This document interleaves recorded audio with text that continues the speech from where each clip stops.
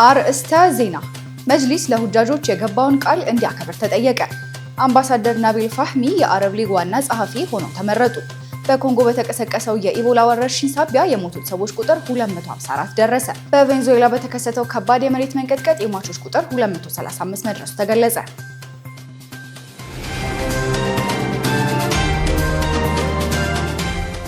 ፕሮፐርቲስ ለመኖሪያ ምቹ በሆነችው ሳር ቤት ላይ ከአደምስ ህንፃ አጠገብ እንደዚሁም ደግሞ ቡልጋሪያ ላይ ከአልነጃሺ መስጊድ ፊት ለፊት እጅግ ዘመናዊና ቅንጡ የሆኑ የመኖሪያ ቤቶችን ከባለ 1 መኝታ እስከ ባለ 3 መኝታ በተለያዩ የካሬ አማራጭ ያላቸውን ቤቶች በ20% ቅድመ ክፍያ እንደዚሁም 80%ቱን ያለምንም ወለድ ያለምንም ዋጋ ጭማሪ ከፍላችሁ የምትጨርሱበትን ያከፋፈል ሁኔታ አመቻችተን በሽያጭ ላይ እንገኛለን።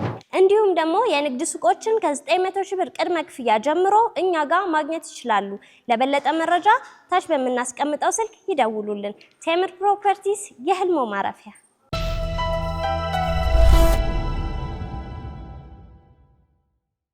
አሰላሙ አለይኩም ወራህመቱላሂ ወበረካቱ። የተደዳችሁ የነጃሺ ቴሌቪዥን ተመልካቾች እንደምን አላችሁ?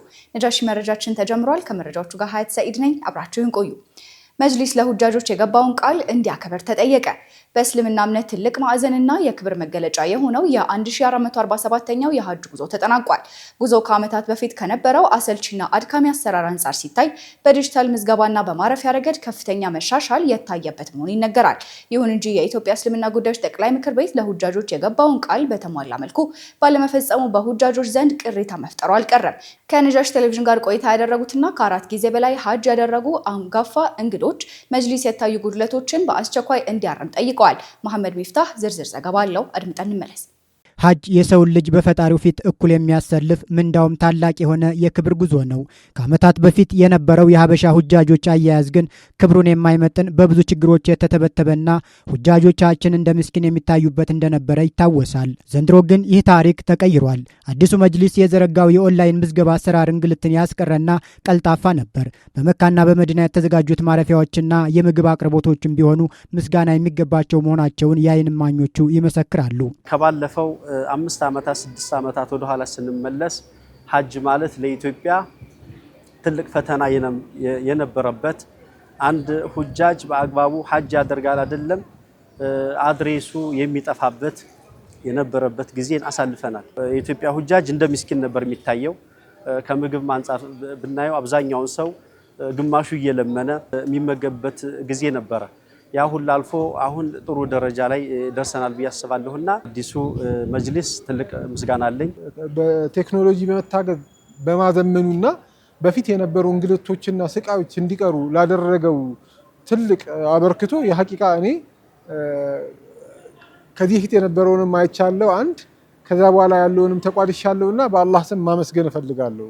እዚህም ሆነ እዛ መስተንግዶ ላይ የነበሩ ሰዎች በሚችሉት አቅም ሁጃጁን ደህንነቱን ለመጠበቅ የሚያስፈልገውን ለማሟላት ምናምን በደንብ የአቅማቸውን ሲጥሩ አይቻለውና አዲስ አበባ መጅሊስ ላይም ፌደራል መጅሊስ ላይም እዛ መካምና መዲና የነበሩ አስተናጋጆችን በደንብ ማመስገን እፈልጋለሁ። መልካም ጅምሮች ቢኖሩም የዘንድሮው ሐጅ ትልቁን ዓላማ የሳተበት ክፍተት እንደነበረ ይነገራል። ሁጃጆች ብዙ ገንዘብ ከፍለው ሳውዲ አረቢያ የሚሄዱት ለመብላትና ለመጠጣት ሳይሆን ስርዓቱን በጠበቀ መንገድ ተጠያቂነታቸውን ለመወጣት እንደሆነ ከነጃሺ ቲቪ ጋር ቆይታ ያደረጉት ታዛቢዎች ይገልጻሉ። ሆኖም ግን ከ6000 በላይ ኢትዮጵያ ሁጃጆችን በስነ ስርዓት መርቶ ጠዋፍና ዑምራ የሚያስደርግ በቂ እውቀትና ልምድ ያለው መሪ ኡስታዝ ወይም ዳኢ ያለመመደቡ ትልቅ ክፍተት መሆኑን የገለጹት ሁጃጆቹ መጅሊስ ተጨማሪ ወጪ ላለማውጣት ሲል የሶላት ሸርጦችን እንኳን በወጉ የማያውቁ ነጋዴዎችንና ገበሬዎችን አንድ ለ45 አደራጅቶ መላኩ ሁጃጆችን መሪ አልባ አድርጓቸዋል ይላሉ። ለዚህን 6000 ወይም ደግሞ 5000 ምናምን ሁጃጆችን መካ ከገቡ በኋላ የመጀመሪያ እንደገቡ ዑምራን የሚሰሩት ዑምራቸውን ጠዋፍ የሚያስደርጋቸው ማን ነው? እኔ በነበርኩበት ግሩፕ አንድ ግሩፕ ነው 45 ቁጥር አለው አንድ መሪ አለው። እሱ መሪ ደግሞ ሐጅም አድርጎ አያውቅም ግን መሪ ሆኗል።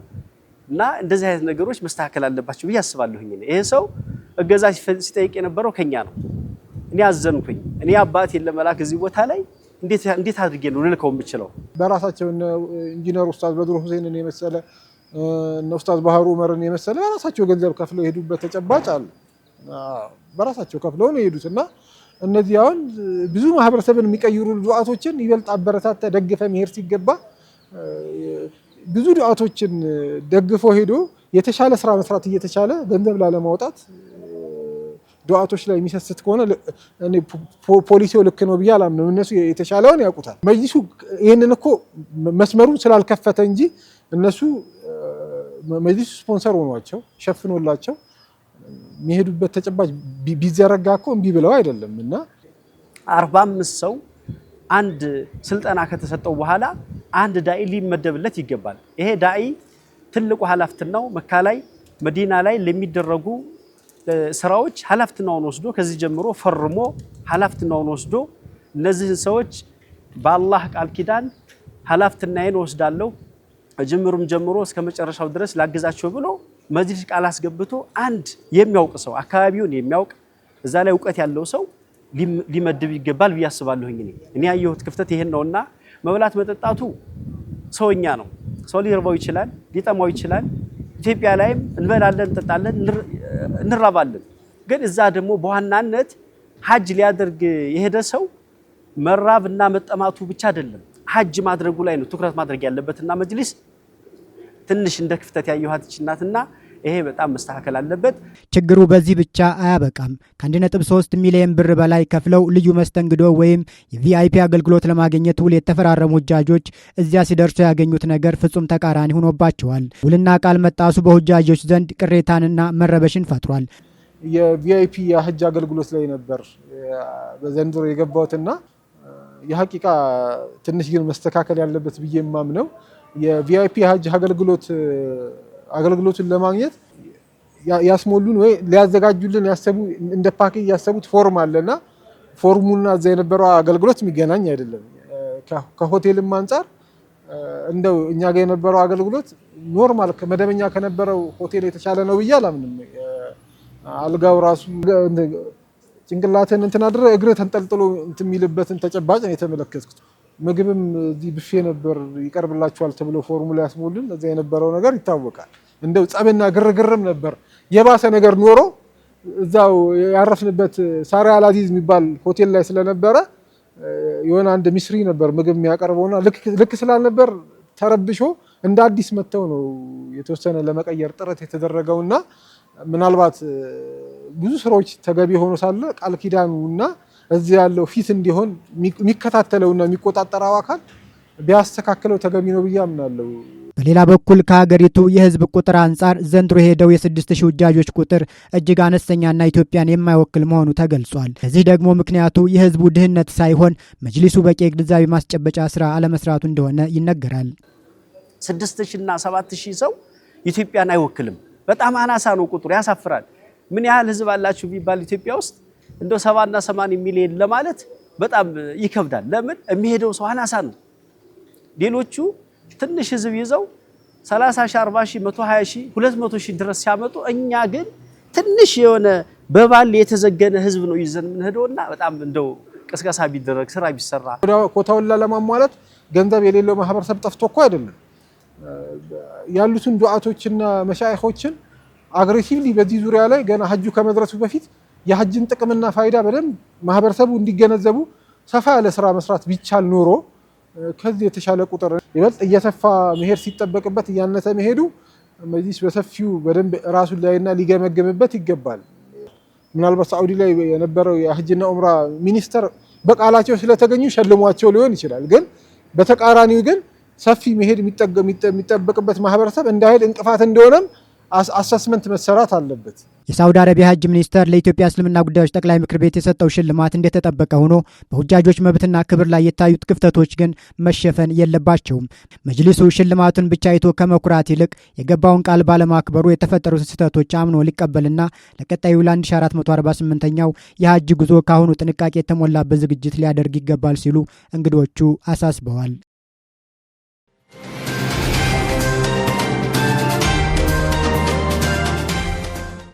ኢትዮጵያ ለስደተኞች የምታደርገውን ሁለንተናዊ ድጋፍ ይበልጥ ለማጠናከር አዲስ ፍኖተ ካርታ ይፋ አደረገች። ኢትዮጵያ በሀገሪቱ ለሚገኙ ከ1.1 ሚሊዮን በላይ ስደተኞችና ጥገኝነት ጠያቂዎች የምታደርገውን ድጋፍ ይበልጥ ለማጠናከርና ስደተኞችን ራሳቸውን ወደ መቻል ለማሸጋገር የሚያስችላትን አዲስ ፍኖተ ካርታ ይፋ አድርጋለች። የተባበሩት መንግስታት ድርጅት ከፍተኛ ኮሚሽነር በርሃም ሳሊህ በቤኒሻንጉል ጉሙዝ ክልል የሚገኘውን የኡራ ስደተኞች መጠለያ ጣቢያን የጎበኙ ሲሆን ኢትዮጵያ ስደተኞችን ከማህበረሰቡ ጋር ለመቀላቀል የምታደርገውን ተራማጅ አቀራረብና አካታች ፖሊሲዎችን በከፍተኛ ሁኔታ አድንቀዋል። የኢትዮጵያ መንግስት ከተመድ ጋር በመተባበር በአዲስ አበባ ያስጀመረው ይህ አዲስ አካታች ፍኖተ ካርታ የስደተኞች ድጋፍን ከተለመደው የዕለት እርዳታ አቅርቦት ወደ ዘላቂ የልማት ስራዎች ለማሸጋገር ያለመ ነው። ይህም ባህላዊ የካምፕ አሰራሮችን ራሳቸውን ወደ ቻሉ የከተማ ሰፈራዎች በመቀየር ስደተኞች ከሀገሪቱ ብሔራዊ የአገልግሎት አሰጣጥ ስርዓት ጋር በቀላሉ እንዲዋሃዱና አብረው መልማት እንዲችሉ ያደርጋል። በአሁኑ ወቅት ከ14500 በላይ ሱዳናውያን ስደተኞችን በጉያዋ አቅፋ የያዘችው የኡራ ስደተኞች መጠለያ ጣቢያ ስደተኞቹ ከአካባቢው ማህበረሰብ ጋር በሰላም አብረው የሚኖሩበትና እኩል የማህበራዊ አገልግሎቶች ተጠቃሚ የሆኑበት ማሳያ ነች። ከፍተኛ ኮሚሽነሩ በጉብኝታቸው ወቅት የሱዳንና የኢትዮጵያ ህጻናት በአንድ ትምህርት ቤት ውስጥ ጎን ለጎን ሲማሩ የተመለከቱ ሲሆን በርካታ ስደተኞችም የራሳቸውን የንግድ ስራዎች በመክፈት ራሳቸውንም ሆነ የአካባቢውን ኢኮኖሚ በንቃት በመደገፍ ላይ እንደሚገኙ ታዝበዋል። ዓለም አቀፉ ማህበረሰብ ስደተኞችን በስፋት ለሚያስተናግዱና የረጅም ጊዜ መፍትሄዎችን ለሚያቀርቡ እንደ ኢትዮጵያ ላሉ ሀገራት የሚሰጠውን ሁለንተናዊ ድጋፍ ይበልጥ እንዲያጠናክርና ከጎናቸው እንዲቆም ጥሪ አቅርበዋል።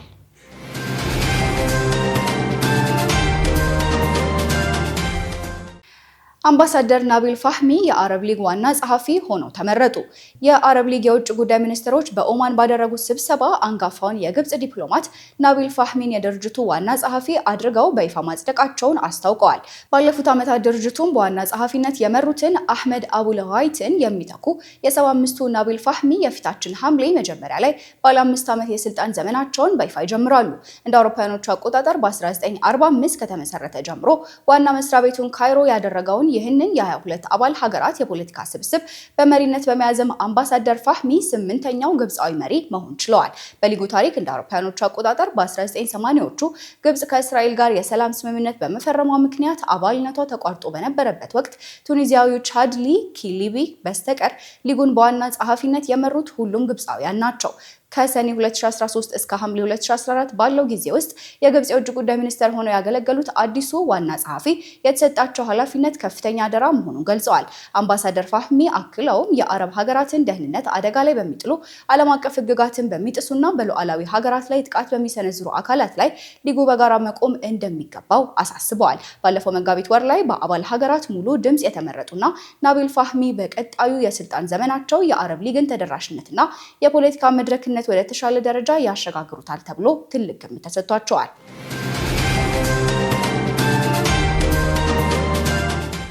በኮንጎ በተቀሰቀሰው የኢቦላ ወረርሽኝ ሳቢያ የሞቱ ሰዎች ቁጥር 254 ደረሰ። በዲሞክራቲክ ሪፐብሊክ ኮንጎ ምስራቃዊ ግዛት በከፍተኛ ፍጥነት እየተስፋፋ የሚገኘው አደገኛው የኢቦላ ወረርሽኝ በአንድ ወር ጊዜ ውስጥ ብቻ የላቦራቶሪ ምርመራ የተደረገላቸው ህሙማን 1003 የደረሰ ሲሆን ከነዚህም ውስጥ የ254 ሰዎች ህይወት ማለፉን የሀገሪቱ ጤና ሚኒስቴር አስታውቋል። በኢቶሪ ግዛት ውስጥ ባሉ ሆስፒታሎችና የኳረንቲን ማዕከላት በአሁኑ ወቅት ከ365 በላይ ታካሚዎች በጽኑ ክትትል ላይ የሚገኙ ሲሆን እስካሁን ድረስ ካገገሙት 100 ሰዎች ውጪ ያለው የበሽታው ስርጭት ግን አሁንም ስጋቱን ከፍተኛ አድርጎታል። የዘርፉ ባለሙያዎች እንደሚናገሩት ወረርሽኙ ገና አስከፊው ደረጃ ላይ ስላልደረሰ በቀጣይ ቀናት የሟቾች ቁጥር ከዚህ በላይ ሊያሻቅብ እንደሚችል ተገምቷል። ይህ አዲስ ወረርሽኝ እጅግ አደገኛና አስፈሪ የሚያደርገው ቫይረሱ ቡንዲቡጊዮ የተባለ እምብዛም ባልተለመደ የኢቦላ ዝርያ የተቀሰቀሰ በመሆኑና እስካሁን ድረስ ምንም አይነት ፍቱን ክትባትም ሆነ የተረጋገጠ የሕክምና መድኃኒት ያልተገኘለት መሆኑ ነው። የአፍሪካ በሽታ መከላከያና መቆጣጠሪያ ማዕከል ዋና ዳይሬክተር ዶክተር ዣን ካሴያ እንደገለጹት የበሽታው መነሻ ወይም የመጀመሪያው ተጠቂ አለመታወቁ ወረርሽኙን ለመግታት የሚደረገውን ጥረት በእጅጉ አክብዶታል። በአሁኑ ወቅት ከታካሚዎች ጋር ንክኪ ነበራቸው ተብለው የሚጠረጠሩ ከ35000 በላይ ሰዎችም በአስቸኳይ መፈለግ ቢያስፈልግም የጤና ባለሙያዎች ግን እስካሁን ማሳካት የቻሉት የ55 በመቶዎች ሰዎችን ብቻ ነው። ለዚህ የክትትል ስራ መዳከምና ለበሽታው መባባስ በምስራቃዊ ኮንጎ የሚንቀሳቀሱ የታጠቁ አማጽያን ዋነኛ ምክንያት መሆናቸውም ተገልጿል።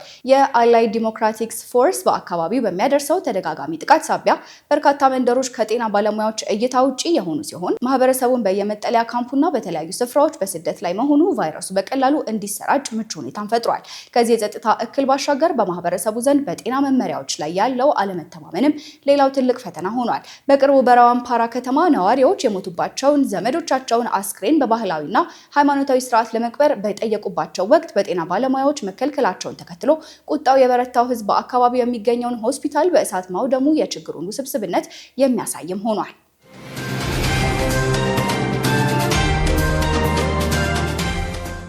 የምስራቅ ሊቢያ አስተዳደር የኢትዮጵያውያንን ጨምሮ የአራት ሀገራት ዜጎች ወደ ግዛቱ እንዳይገቡ አገደ።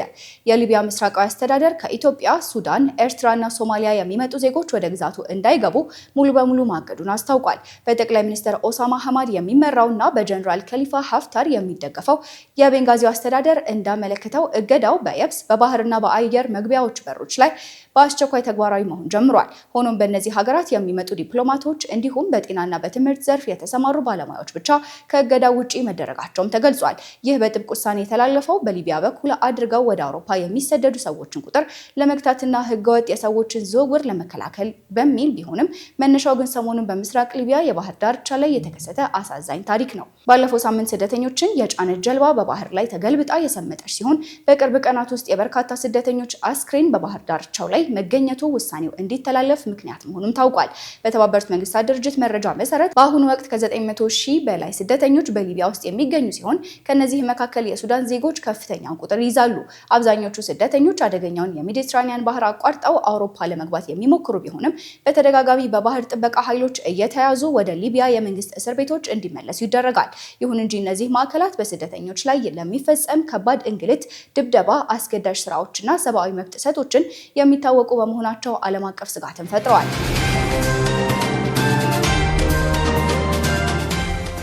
ኢራን በጠንካራ የመሬት መንቀጥቀጥ ለተመታችው ቬንዙዌላ የአደጋ ጊዜ ድጋፍ ለማድረግ ዝግጁ መሆኗን አስታወቀች። ኢራን ከባድ በሆነው የመሬት መንቀጥቀጥ አደጋ ከተጋለጠችው ቬንዙዌላ ጎን በመቆም በነፍስ አድንና በእርዳታ ስራዎች ላይ የበኩሏን ድጋፍ ለማድረግ ዝግጁ መሆኗን አስታውቃለች። በሬክተር ስኬል 7.2 እና 7.5 በሆነ ከፍተኛ መጠን በተከታታይ በተከሰተው የዚህ የመሬት መንቀጥቀጥ ሳቢያ በዋና ከተማዋ ካራካስና በሰሜናዊ የሀገሪቱ ክፍሎች ላይ ከፍተኛ ውድመትም ደርሷል። እስከዚህ ሰዓት ድረስ በወጡ መረጃዎች መሰረት በርካታ ህንፃዎችና ወሳኝ መሰረተ ልማቶች ሙሉ በሙሉ የተናዱ ሲሆን ከ190 በላይ ሰዎች መሞታቸው፣ በሺዎች የሚቆጠሩ መቁሰላቸውና 36000 የሚደርሱ ዜጎች ደግሞ ያሉበት ሳይታወቅ መጥፋታቸው ተገልጿል። አደጋውን ተከትሎ እንደ አሜሪካ፣ ኩባ፣ ሜክሲኮ፣ ብራዚል፣ ኢኳዶር እና ኤል ሳልቫዶር ያሉ ሀገራት እንዲሁም የተባበሩት መንግስታት ድርጅት የነፍስ አድን ቡድኖችን፣ የህክምና ባለሙያዎችንና የአደጋ ጊዜ ቁሳቁሶችን ለመላክ ዝግጁነታቸውንና አጋርነታቸውን አሳውቀዋል።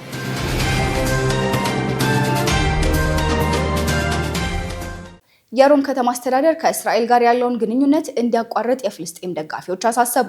በጣሊያን ዋና ከተማ ሮም የሚገኙ የፍልስጤም ደጋፊዎች የሮም ከተማ አስተዳደር ከእስራኤል ጋር ያለውን ማንኛውንም ተቋማዊ ግንኙነትና ትብብር በአስቸኳይ እንዲያቋርጥ አጥብቀው አሳስበዋል። ሰልፈኞቹ ምክር ቤቱ በጋዛ እየተፈጸመ ያለውን የዘር ማጥፋት ወንጀል እያየ ዝምታን መምረጡን በከፍተኛ ቁጣ ተቃውመዋል። ትናንት ሐሙስ በሮም ከተማ ምክር ቤት ፊት ለፊት በተካሄደው የሰላማዊ ሰልፍ ላይ የተገኙት የፍልስጤም ደጋፊዎች የከተማው ምክር ቤት ስብሰባ ላይ ባለበት ወቅት የፍልስጤምን ባንዲራ እያውለበለቡና ድምጻቸውን ከፍ አድርገው የድጋፍ መፈክሮችን በማሰማት የምክር ቤቱን አባላት ትኩረት ለመሳብ ሞክረዋል። ሰልፈኞቹ አክለውም የእስራኤል ጦር በጋዛ በሚገኙ ንጹሃን ላይ እየፈጸመ ያለውን አሰቃቂ የዘር ማጥፋት ወንጀል እንዲሁም በሊባኖስ ላይ የከፈተውን ወታደራዊ ጥቃት አውግዘዋል።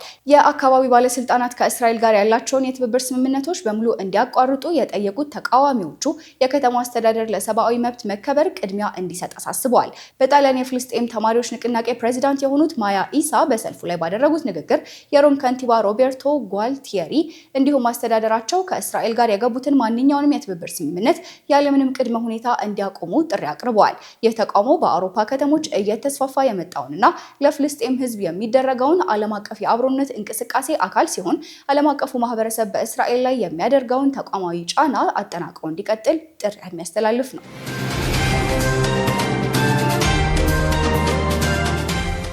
በቬንዙዌላ በተከሰተው ከባድ የመሬት መንቀጥቀጥ የሟቾች ቁጥር 235 መድረሱ ተገለጸ።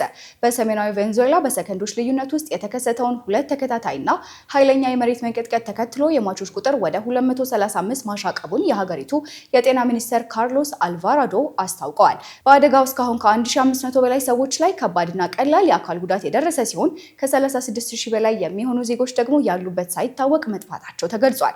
የአሜሪካ ጂኦሎጂካል ሰርቬይ መረጃ እንደሚያመለክተው የመጀመሪያው የመሬት መንቀጥቀጥ በሬክተር ስኬል 7.2 ማግኒቲዩድ የተመዘገበ ሲሆን በ39 ሴኮንዶች ልዩነት የተከተለው ሁለተኛው ንዝረት ደግሞ 7.5 ማግኒቲዩድ ኃይል ነበረው።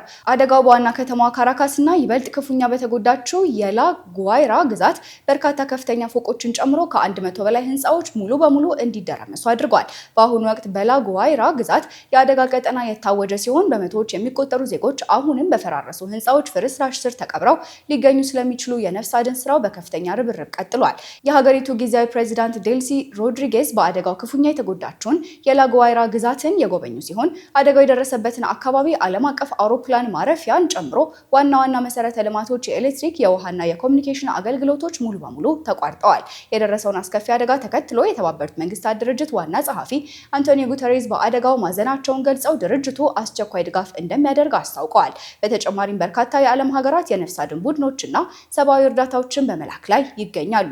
ይህንንም ተከትሎ አሜሪካ 150 ሚሊዮን የገንዘብ ድጋፍ የፈቀደች ሲሆን 2 የጦር መርከቦችን፣ የትራንስፖርት አውሮፕላኖችንና ሄሊኮፕተሮችን ወደ ስፍራው አሰማርታለች። በተጨማሪም ስዊዘርላንድ፣ ስፔን፣ ፈረንሳይ፣ ፖርቹጋል፣ ህንድና ሜክሲኮ ልዩ የነፍስ አድን ቡድኖችንና ባለሙያዎችን ወደ ስፍራው ልከዋል። የሟቾች ቁጥር አሁንም ከዚህም በላይ ሊጨምር እንደሚችል ስጋት እንዳለ የነፍስ አድን ሰራተኞቹ እየገለጹ ይገኛሉ።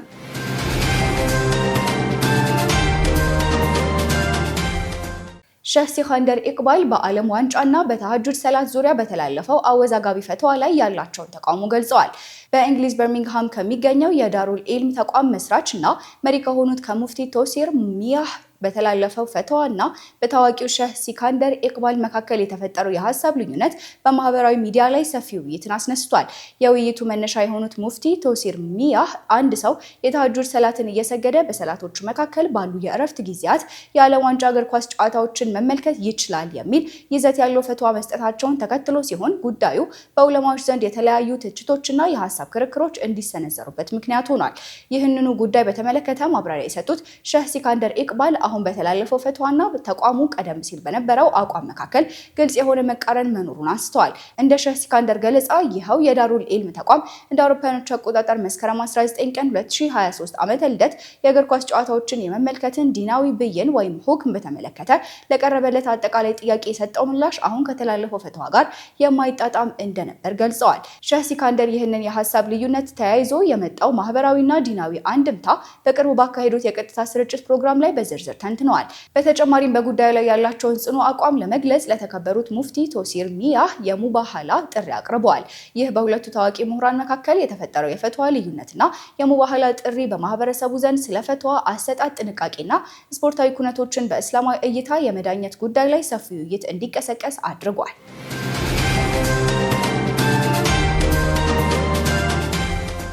በመጨረሻም ወደ ዕለቱ የቢዝነስ መረጃችን እናልፋለን። ዙቤዳ ሐሰን አዘጋጅተዋለች። ተከታትለን እንመለስ። 3 የብድር ስምምነቶች ማጽደቂያ ረቂቅ አዋጅ ለሕዝብ ተወካዮች ምክር ቤት እንዲተላለፍ በሙሉ ድምጽ መወሰኑ ተሰምቷል። ይህ የተወሰነው የሚኒስትሮች ምክር ቤት ዛሬ ባካሄደው 57ኛ መደበኛ ስብሰባ በተለያዩ ጉዳዮች ላይ ተወያይቶ ውሳኔ ባሳለፈበት ዕለት ነው። ምክር ቤቱ ከዓለም አቀፍ የልማት ማህበር ጋር በተፈረሙ 3 የፋይናንስ ድጋፍና ብድር ስምምነቶች ላይ ተወያይቷል ተብሏል።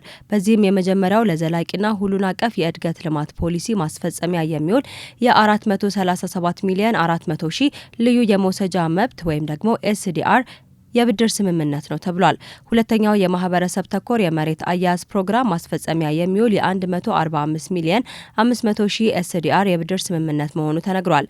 ሶስተኛው ደግሞ ለአየር ንብረት ለውጥ የማይበገር የመስኖ ልማት ለዘላቂ ምርታማነት ፕሮጀክት ማስፈጸሚያ የ54 ሚሊዮን 600 ሺህ ኤስዲአር የብድር ስምምነት መሆኑም ተዘግቧል። ምክር ቤቱ 3ቱ የብድር ስምምነቶች ከሀገራችን የብድር ፖሊሲ ጋር የሚጣጣሙ መሆናቸውን በማረጋገጥ የብድር ስምምነት ማጽደቂያ ረቂቅ አዋጆቹን ለሕዝብ ተወካዮች ምክር ቤት እንዲተላለፉ በሙሉ ድምጽ ወስኗል ነው የተባለው። የኢትዮጵያ የውጭ ምንዛሬ ክምችት 6.8 ቢሊዮን ዶላር መድረሱ ተሰምቷል። የአፍሪካ ኤክስፖርት ኢምፖርት ባንክ ወይም ደግሞ አፍሪ ኤግዚም ባንክ ይፋ ባደረገው የ2026 የአፍሪካ ንግድ ሪፖርት መሰረት የሀገራችን የውጭ ምንዛሬ ክምችት እንደ ፈረንጆቹ ዘመን አቆጣጠር በ2023 ከነበረው 2 ቢሊዮን ዶላር በ2025 ደግሞ ከ3 እጥፍ በላይ እድገት አስመዝግቧል ተብሏል። በዚህም የአገሪቱ የውጭ ምንዛሬ ክምችት የገቢ እቃዎችን የመሸፈን አቅም ባለፈው ዓመት ከነበረበት የ55 ቀናት ሽፋን አሁን ወደ 3 ወራት ከፍ ማለቱንም ተናግሯል። ኢትዮጵያ እንደ ፈረንጆቹ ዘመን አቆጣጠር በ2025 የ9.2 በመቶ የኢኮኖሚ እድገት በማስመዝገብ በአፍሪካ ፈጣን እድገት ካላቸው አገራት ተርታ ቀዳሚ ሆናለች ብሏል መረጃው።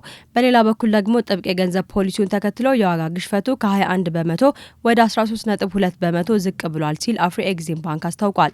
ኢትዮጵያ ወደ አፍሪካ ገበያ የምትልከው የውጭ ምንዛሬ በ26.1 በመቶ በማደግ 2.13 ቢሊዮን ዶላር መድረሱም ተሰምቷል። ከአፍሪካ ሀገራት የምታስገባው ምርት ደግሞ በ73.4 በመቶ ጭማሪ አሳይቶ 940 ሚሊዮን ዶላር ደርሷል ነው የተባለው። ዛጎል የተሰኘ አዲስ የኦንላይን የጉዞ መተግበሪያ ይፋ መሆኑ ተነግሯል።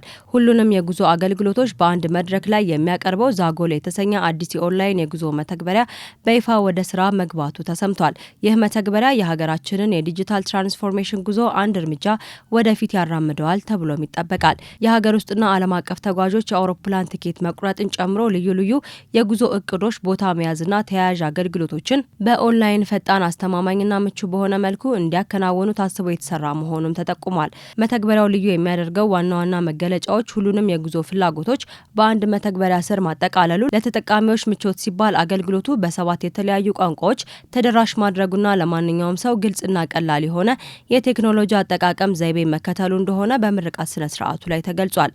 በምረቃት ስነ ስርዓቱ ላይ መልእክት ያስተላለፉት የተቋሙ የደንበኞች አገልግሎትና ቅሬታ መፍቻ ማናጀር የሆኑት ወይዘሮ ሙና ሱልጣን መተግበሪያው ለደንበኞቹ የሚሰጠውን ከፍተኛ ግምት አብራርተዋል ብሏል ዘገባው። ዛጎል መተግበሪያ ደንበኞቻችን ካሉበት ሆነው ያለምንም እንግልት የጉዞ ፍላጎቶቻቸውን እንዲያሳኩ የሚያስችላቸው ነው ሲሉም ተደምጠዋል።